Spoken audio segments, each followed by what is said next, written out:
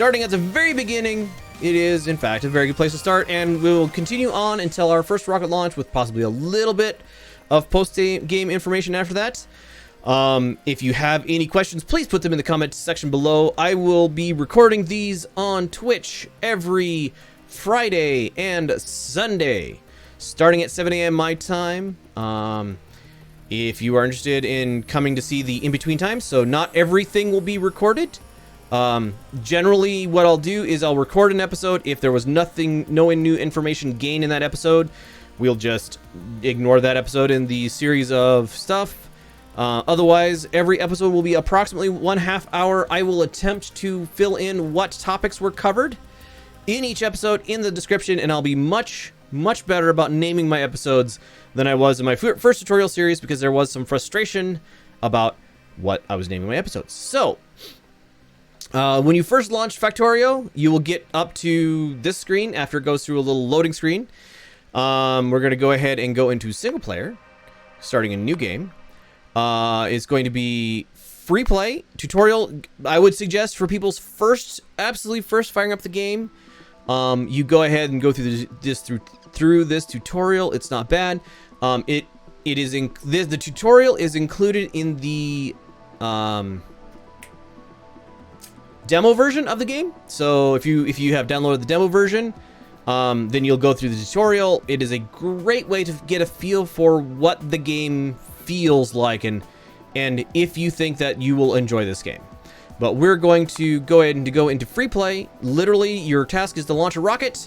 So the only thing you're doing is launching a rocket, plus building an entire factory that has like 800 components. 8,000 components. We'll go with 8,000 components in the build to said rocket. So we'll go next. The map generation we're going to be using is going to be a rail world. I have scouted out a seed already, so we'll pop in that seed.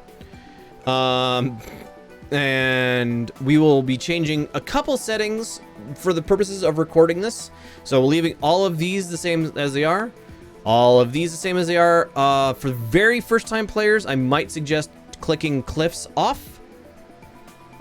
Just because they can be annoying to work around. I will leave them on because I have played through it before and they can be useful. Enemies. So the biggest reason to play in Rail World, even if you go back and retweak the resources back to the equivalent of the original, is because enemy expansion is off. Enemy expansion being off is a very good thing for new players. So Rail World is, in general, medium hard mode, because you will probably want to do trains at some point. So it gets you a little more in depth into the actual, like, full experience of the game. But trains can be very daunting at first.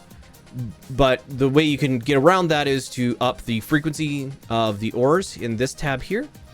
But the biggest thing about Rail World settings is enemy expansion is off. Enemy expansion being off makes the game a much more steady progression.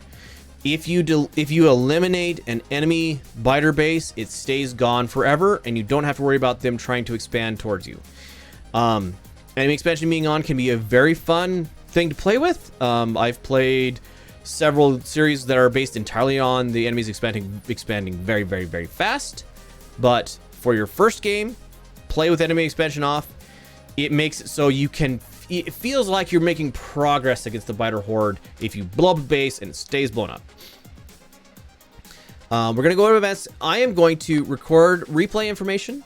So the reason I'm doing this is because I want to be able to, at the end of this series, take this replay information and put it into a rapid time lapse so you can watch the entire base growing out from start to finish. See what I do and what changes I make in a long time in like an overhead map view. The other thing I'm going to be changing is this research queue availability. I find it very painful to play without the research queue. It's just so much nicer to be able to queue up several researches and then let your science do stuff while you go and work on your base. So resource queue availability will be always.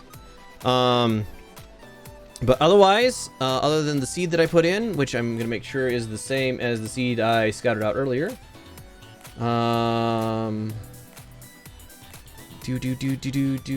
It is, in fact. So if you start up 1.0 with no mods and load this map seed in, you will get everything that I just explained. You absolutely do not have to record your replay information. Although, if you are following this series and you play through it and you launch your rocket and you have recorded your replay information, absolutely, I want to see those. Give me, like, hop into my Discord, hop onto my YouTube channel, hop into my Twitch channel, please and thank you. I want to see those if you follow this tutorial series and play through it and record it. So we're going to go ahead and we'll hit the preview just to make sure that it generated correctly. It did. So this preview, that's a very good point, per Intertooth in chat. The preview is spoiling or cheating the actual map. So we start off, our home location is right in the center of this as it pops up.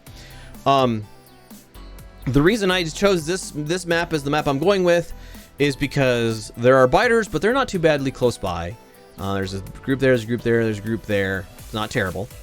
The resource patches are close together, but like not overlapping each other.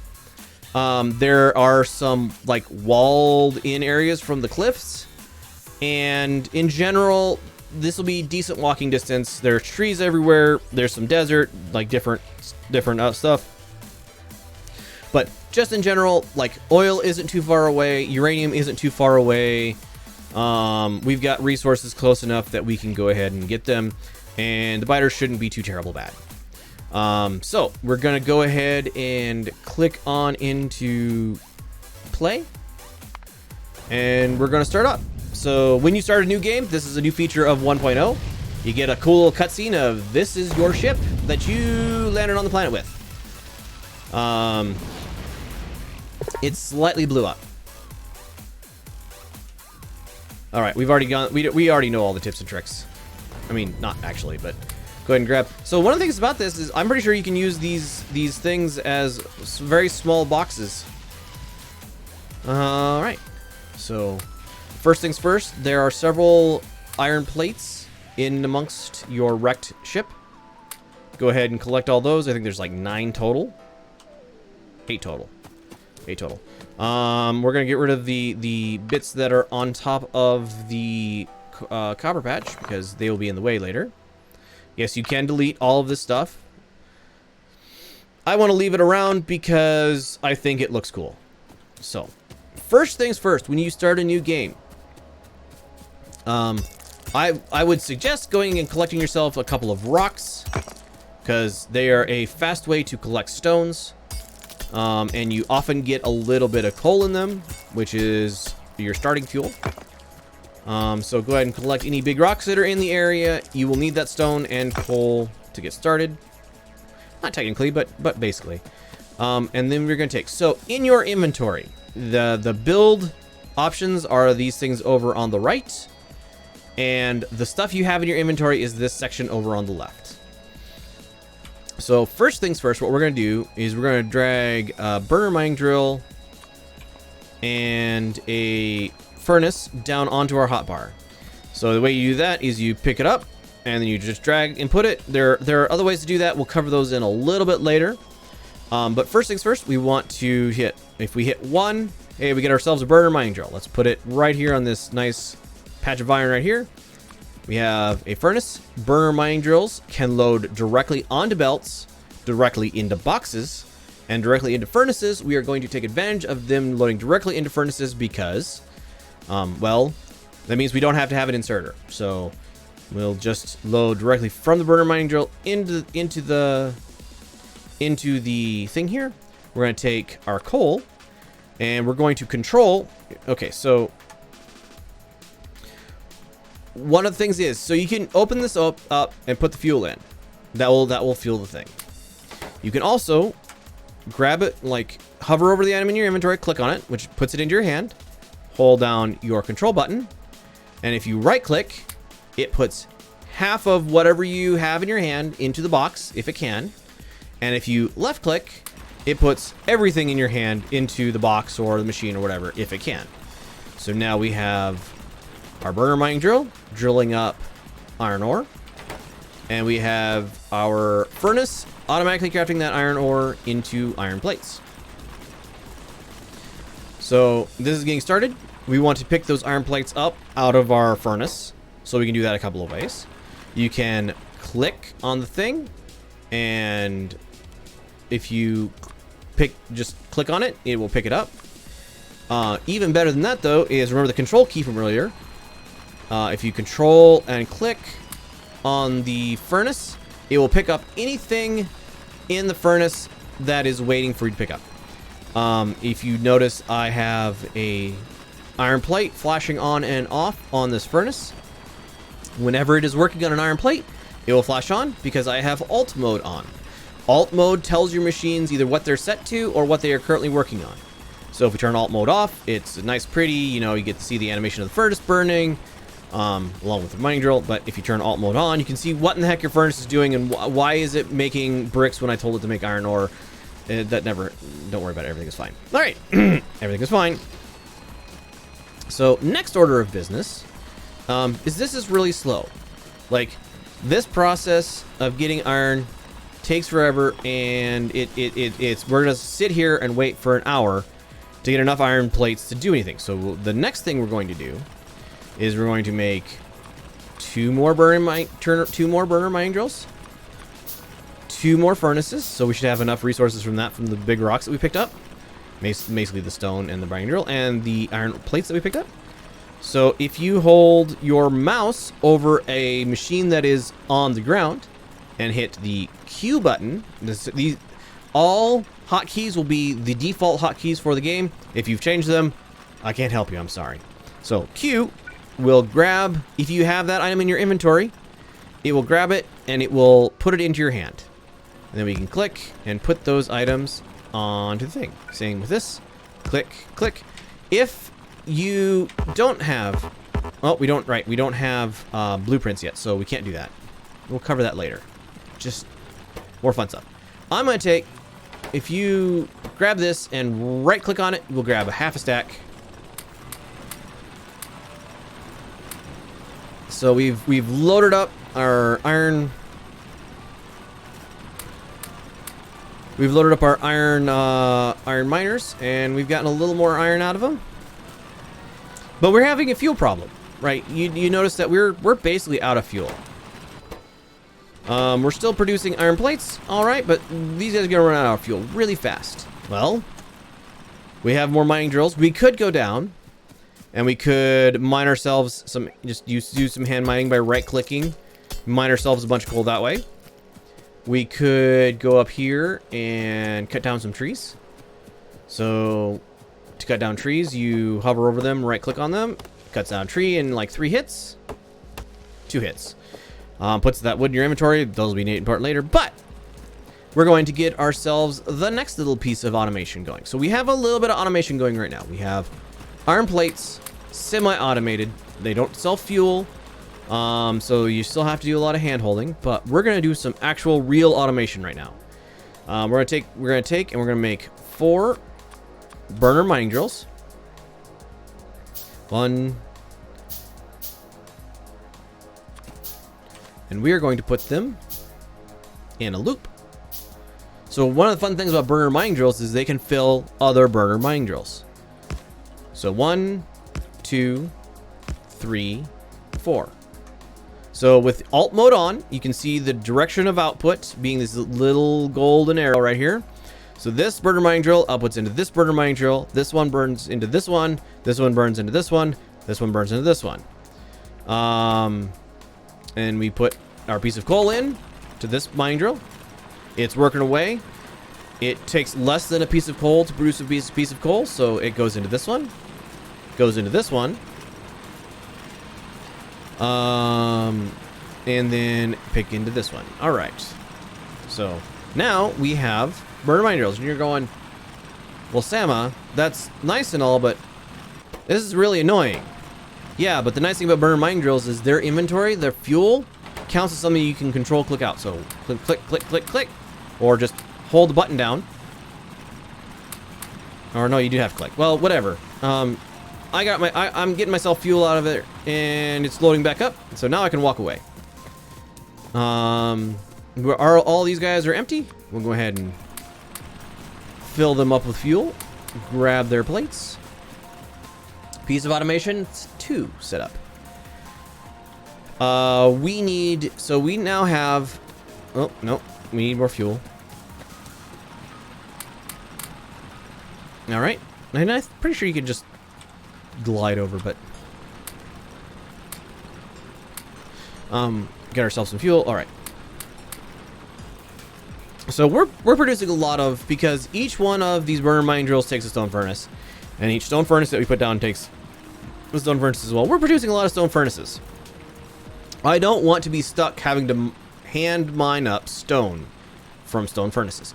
So we're going to set out another burner mine drill on this stone patch. So we have a burner mine drill. We have a stone patch. If you are just hovering your mouse over a patch of ore, and you have a mining drill of any type in your inventory, if you hit Q, it'll put it into your hand. So now that burner mine drill is going to output itself right on the ground. And we need stone. We don't need stone bricks, so we don't really want to put that into a furnace, because if we did, it would be stone brick, and we wouldn't be able to build furnaces out of it. So we're not gonna put it into a furnace. We're going to build ourselves a box.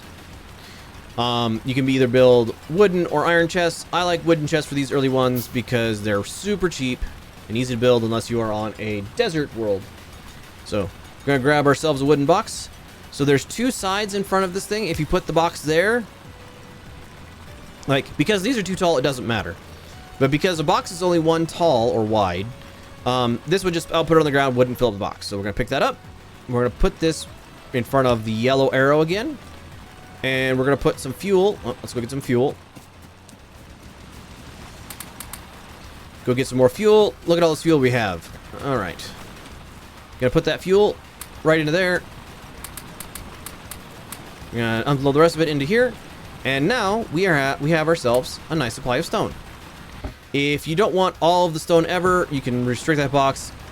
You'll see, we'll build a lot of furnaces. Like, a lot of furnaces.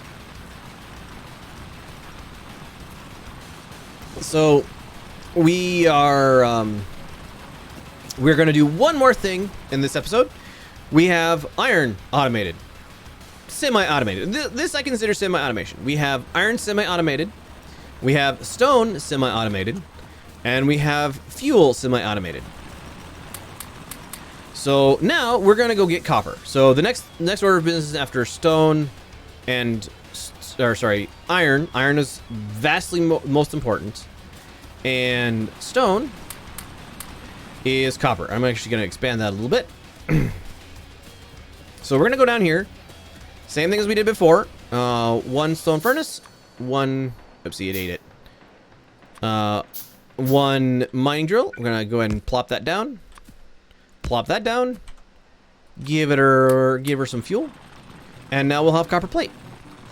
And with copper plate, iron plate, fuel, and stone, we can progress ourselves very rapidly into further automation.